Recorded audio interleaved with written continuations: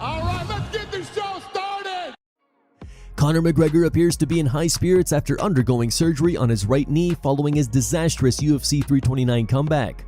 On Tuesday, McGregor underwent surgery to repair the ACL and meniscus injuries he suffered early in his rematch with Max Holloway. Now, the former two-division champion has shared his first brief update on Instagram stories. He wrote, "Surgery went excellent. I am confident." McGregor is expected to be sidelined for at least a year before potentially returning to the octagon. He has already vowed to come back for one final run, targeting a 2027 trilogy fight with Holloway as his last dance. Robert Whittaker has no idea where Joe Rogan was coming from when he was analyzing his recent win at UFC 329. The former UFC middleweight champion made a successful jump up to 205 pounds this past July when he scored a knockout over veteran Nikita Krylov, breaking Krylov's jaw in the third round. Whittaker snapped the two-fight losing streak with his impressive performance and picked up his first win since June 2024. However, one of the storylines that emerged during the fight was Rogan's mid-fight criticisms, in which he criticized Whittaker's physique at light heavyweight, at one point saying he looked soft. He also wondered if Krylov had found the blueprint to beat Whittaker earlier in the fight, a statement that Whittaker found strange when he heard about it. Speaking to Bedtime MMA, Rob said, "Joe Rogan's commentary was a little upsetting. You know what it is. You should see the amount of memes that came out after that commentary. It's crazy. It was wild. I picked up on that comment, but I assumed it was like an accident when they said they had the blueprint to beat me. I don't understand where that blueprint was. I don't know, but I felt great. I felt strong and I was still fast. I walked in there about 103 kilos, approximately 227 pounds, which is normal because I'm a heavy-set guy, and I still had my speed behind me. You could see every time I put hands on Krylov, it wasn't like pitter-patter. He was getting hurt every time. I kind of set the pace with that, so I'm really happy and comfortable with my debut in the division." As the fight progressed, Rogan's appraisal of Whittaker's efforts became more positive. Whittaker stifled the larger Krylov's attempts to take the fight to the ground and pulled away in the stand-up before finding the finish early in round 3. Mateusz Gamrot is unfazed by the Quillan Salkilld hype going into Saturday's UFC Vegas 120 main event. Speaking during Wednesday's media day, Gamrot said he has no problem facing up-and-coming fighters ranked below him and is eager to test himself against one of the lightweights division's most dangerous rising prospects in Salkilld. I like be active, I like fight with everywhere, When I signed contract with UFC, my goal was fight with the best guys in the world, and I doing this. So in the past, I took two guys without ranking, and I show what is the difference between my level or these guys. So we'll see what's happening this Saturday night, but I am more than ready. I had great camp in American top team, a lot of great runs, so my mental is strong. Let's go. Yeah, he's dangerous kid, he's tall, young, he looks strong, heavy kick style. So I need to be careful in the feet. But I love when he try taking down people in the ground. He used some wrestling stuff. So I hope so he gonna be the man and he gonna keep the same strategy against me, because there's gonna be a lot of scramble, non-stop action. And I love when people try take me down and fight with me in the ground, because I can show much different skills and technique what I bring before to the cage. It's a lot of hype around him, but to be honest, I don't care. I know what I bring to the table and I am ready to war. UFC Hall of Famer BJ Penn is making another run at politics despite his ongoing legal troubles. The 47-year-old former UFC champion previously ran for governor of Hawaii in 2022 but was unsuccessful. Now he's seeking a seat on the Hawaii County Council, running for the District 1 position while continuing to deal with a series of legal issues that have followed him over the past few years. This is how you change things in Hawaii. Vote BJ Penn, the primary. When I get in, we all get in. Earlier this year, a judge ruled that Penn was mentally fit to stand trial after he was arrested multiple times. Most of his legal troubles stem from incidents involving his family, including allegations that he assaulted his mother at her home in Hawaii. Penn was arrested 5 times in 2025, initially facing 2 arrests on charges of abuse of a family or household member. The allegations were made by his mother, Lorraine Shin, who was later granted a restraining order against him. Authorities allege Penn violated that order multiple times, leading to additional arrests. Shin also accused Penn of extreme psychological abuse after he began claiming that members of his family had been killed and replaced by imposters. Penn is scheduled to return to court on August 28th as those cases continue, but he remains eligible to run for office. The District 1 Council seat is currently held by three-term incumbent Heather Kimball. Michael Chandler has finally responded to his critics. Following his first-round TKO loss to Mauricio Rufy at UFC Freedom 250, many fans have been calling for Chandler to retire. The former Bellator champion has now lost 6 of his last 7 fights, with his only victory during that stretch coming against Tony Ferguson by knockout in 2022. Now, Chandler has fired back at the criticism by posting a new sparring clip on social media, captioning it, "Sparring clips for the haters. Walk on. See you at the top." Go, let's go.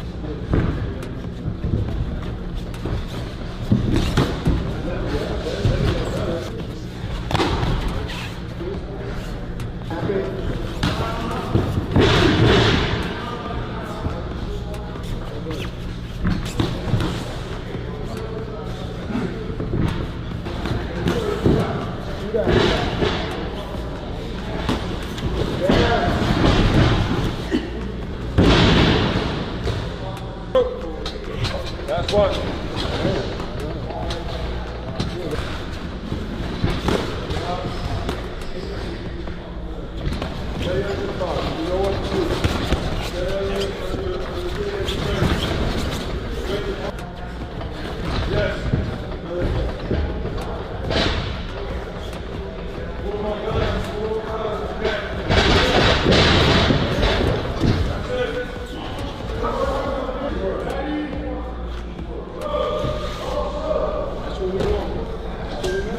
Jorge Masvidal has joined the growing list of fighters criticizing Ian Machado Garry.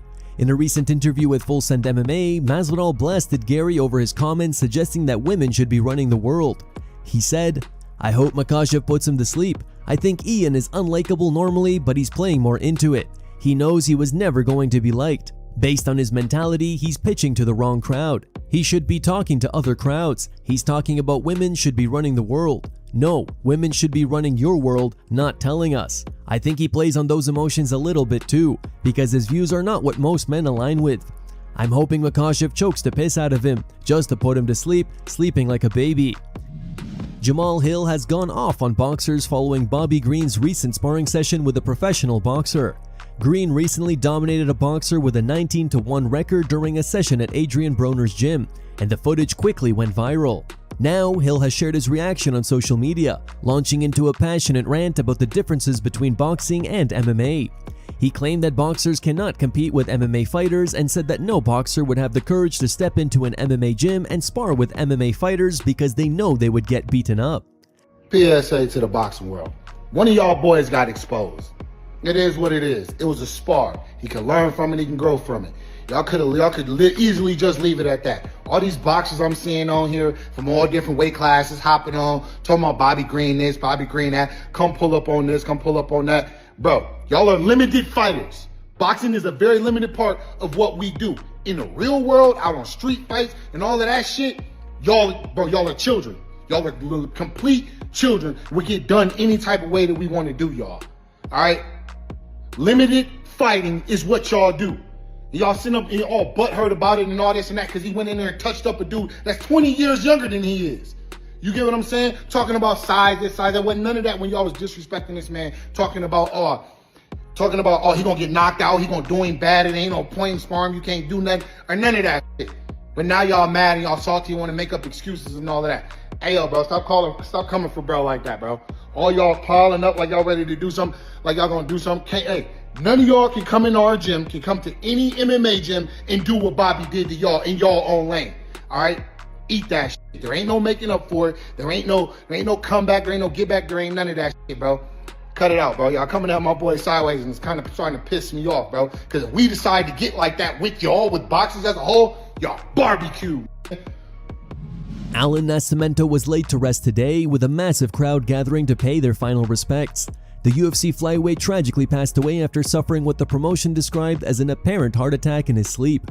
Nascimento was just 34 years old and had last competed in the UFC this past June. Shootbox's head coach Diego Lima shared a video from the funeral, which showed hundreds of mourners in attendance. He captioned it, "It's Alanzito. You were the guy who was most worried about making the corridor, most encouraged. Our, hey, you took care of everything, man. You were responsible for building everything we have. It's one of our main pillars for 20 years side by side. You always helped me a lot in everything. But today is the day that I need you the most. I need you to help me be strong. I don't know what to think. I don't know what to say. I don't know why. I just know that you are very important in my life and you always will be. Today was, although a piece of me, a guy who entered the tatame to do my first Muay Thai class at 14 years old. And from there became my arms. I promise I will try my best, but I need you." It was exciting to see the number of tributes, the number of crowns, the number of people who came to say goodbye. "You are loved too much, my brother. I don't even know what to write anymore. I love you so much. TMJS until after the end. I found it. Kisses from my brother." Alexander Volkanovski has already begun training for his next title defense despite not yet having a fight officially booked. Having cleared out nearly the entire featherweight division, the reigning champion has just one top contender left to face, the undefeated Movsar Evloev. In a new vlog on his YouTube channel, Volk confirmed that he has started training camp and admitted it's pretty obvious that Evloev will be his next opponent. You know, it's not locked in, but you know, it's pretty obvious it's probably going to be Movsar. So get all that wrestling in nice and early. Did a grappling session afterwards as well, went over a few things, which was cool, got to drill some more, and then a couple of live rounds. Quick heads up guys, if you're enjoying the content, please give it a like, subscribe to the channel, and hit the hype button to help us reach more viewers. Now back to the news. The UFC has announced the main card for UFC 331 on September 19th, and it appears the event has undergone some last-minute changes. As previously reported, Joshua Van will face Alexandre Pantoja in the main event in a rematch after Pantoja suffered an arm injury during their first fight. However, Arman Tsarukyan will no longer face Charles Oliveira, despite multiple reports suggesting that matchup was in the works. Instead, he will take on number 7 ranked Mauricio Rufy. Some reports indicate that Oliveira is no longer competing at UFC 331 following the tragic passing of his teammate Allan Nascimento. Following the announcement, Rufy shared a video making it clear that the only result he wants against Arman is a knockout victory. Boa rapaziada, saiu a grande novidade, Mauricio Rufy versus Arman Tsarukyan, vencendo a luta, vamos direto pro título. E é isso rapaziada, vamos lá para dar o meu melhor, não me sinto nem um pouco pressionado, estou me sentindo privilegiado, muito grato a Deus por tudo isso. Vou lá para buscar esse nocaute, não quero sair do octógono sem esse resultado. Tô indo viajar, agora vou para a Austrália fazer o camping todo lá. And here's the rest of the UFC 331 card. Brian Ortega will make the move up to lightweight to take on number 10 ranked Renato Moicano. In a light heavyweight banger, Alonzo Menefield will go up against Polish prospect Ivo Baraniewski. In his second UFC appearance, Gable Steveson will face Sean Sharaf, who was 0-2 inside the octagon. At bantamweight, number 10 ranked Marlon Vera will take on Charles Jourdain. Number 15 ranked Patricio Pitbull will face Du Ho Choi in a featherweight matchup. Meanwhile, Tai Tuivasa will return to action despite a 7-fight losing streak and continued calls from fans for him to retire. He will face the returning Robelis Despaigne.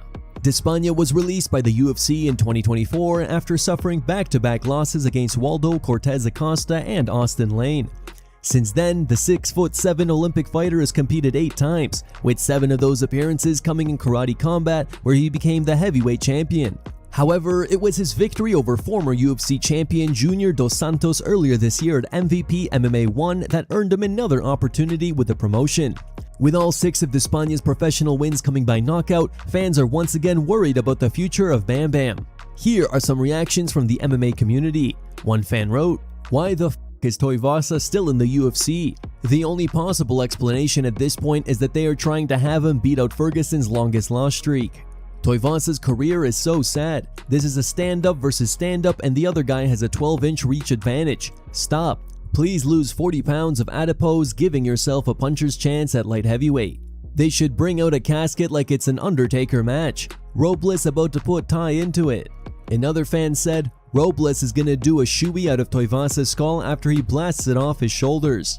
It's disgusting they're treating Tai like this against the guy with one-shot KO power. This is practically a sentence. Him and Buchecha would have been better. Give him a winnable fight to retire with and not sustain major damage. You also cut Buchecha if he loses. Another fan said, the UFC could have just kept booking him in fun low-level fights, but the matchmaking seems to be intentionally wanting to screw him over. This is blatantly so evil, lol. This is absolutely criminal. Tai needs a can to get his career back on track. They're feeding him the most dangerous puncher in the sport. Hope Tai finally gets a win and derails the UFC plan to have Gable Dan to fight the monster who can't get up off his back. Here are the top 3 memes found on the internet. Number 3 meme was posted by Greenlight. Number 2 meme was posted by the ISO 8730. And number 1 meme was posted by Spiritual Emu.